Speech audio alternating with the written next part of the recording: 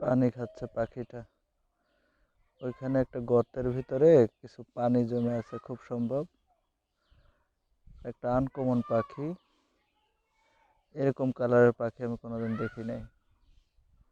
পাখিটা এসে ওই গর্তের ভিতর থেকে খুব সম্ভব পানি খাচ্ছে, অথবা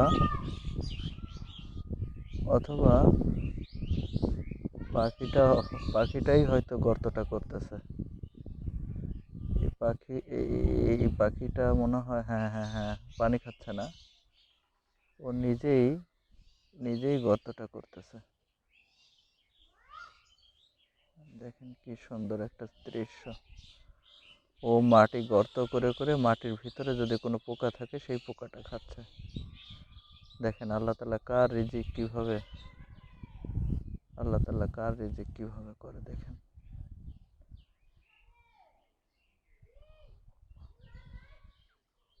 কত কতটা মাটি সে গর্ত করছে এখানে, সে কতটা মাটি গর্ত করছে দেখেন। পাখিটার প্রায় 50% সে ইচ্ছা করলে গর্তের ভিতর লুকাই যেতে পারবে।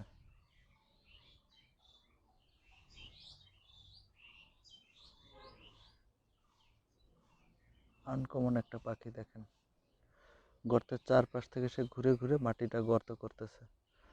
গর্ত করে করে ওর ভিতর থেকে হয়তো কোনো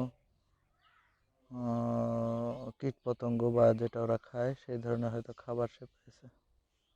ওই যে যে খুঁড়তেছে।